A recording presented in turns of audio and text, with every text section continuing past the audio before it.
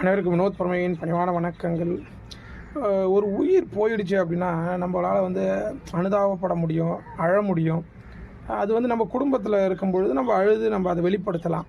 அதுவே நம்ம வீட்டை தாண்டி பக்கத்து வீட்டில் இருக்கும்பொழுது கொஞ்சம் அழதை குறைச்சிட்டு கொஞ்சம் அனுதாபப்படலாம். ஐயோ இறந்துட்டாங்களே என்ன பண்ணுறோம் அப்படின்றத பண்ணலாம்.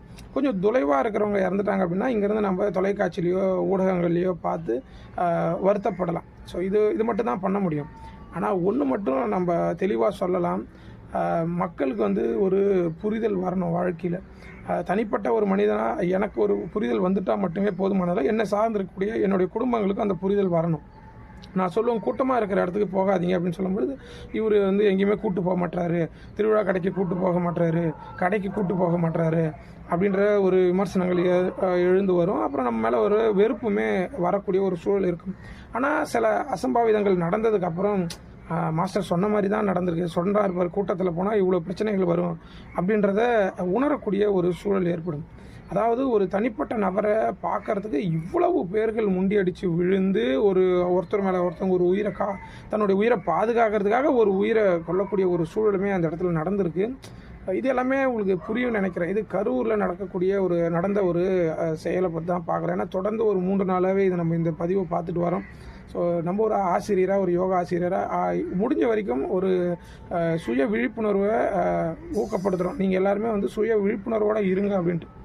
ஸோ நான் ஒரு தனிப்பட்ட ஒரு மனிதனாக நான் ஒரு சுய விழிப்புணர்வை எனக்குள்ளேயே உருவாக்கி வச்சுருக்கேன். ஸோ எந்த இடத்துக்கு போகணும், எந்த இடத்துக்கு போகக்கூடாது, கூட்ட நெரிசல் இருக்கிற இடத்துக்கு போகலாமா, இல்லை அதுக்கு நம்ம காலம் தாமதிச்சு அப்புறம் போய் பார்க்கலாமா, இதெல்லாம் மனசுக்குள்ளே இருக்குது. இதை நம்ம நடைமுறைப்படுத்திட்டு வரோம் எந்த தொந்தரவுமே இல்லாமல்.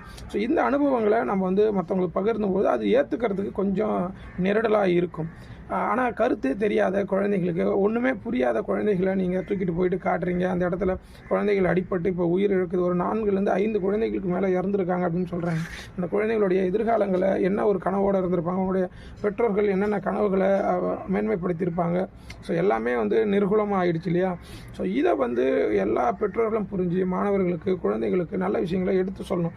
ஒரு யோகா ஆசிரியராக என்னுடைய கடமைகளை நம்ம தெளிவாக செய்யணும் அப்படின்ற இந்த சமூக ஊடகங்களில் பகிர்ந்துக்கிறோம். இது எல்லாமே அனுபவங்கள் தான். ஒரு கூட்ட நெரிசலில் போனால் ஒரு நோய் தொற்று வருன்றதை நம்ம ஏற்கனவே கணிச்சு தான் நமக்கு கொரோனா காலகட்டங்களில் நிறைய நம்ம அதுக்காகவே ஒர்க் பண்ணோம். ஸோ இதையா நம்ம மறந்துட்டோம். இனி வரும் காலங்களில் இந்த மாதிரி கூட்ட நெரிசலில் இருக்கிறத நம்ம எப்படி தவிர்க்கணும், இதையா நம்ம விட்டுட்டோம். இதெல்லாம் உள்வாங்குங்க. எந்தெந்த இடத்துக்கு போகணும், எந்தெந்த இடத்துக்கு போகக்கூடாதுன்றதெல்லாம் நீங்கள் செயல்படுத்தணும். ஸோ இதெல்லாம் செயல்படுத்தினா தான் உங்களுடைய வாழ்க்கையில் நீங்கள் சில விஷயங்களை தவிர்த்து வாழ முடியும். புரியும் நினைக்கிறேன். வாழ்க யோகம், யோகம் வெல்லட்டும். அடுத்த பதிவில் கண்டிப்பாக சந்திக்கிறேன். நன்றி.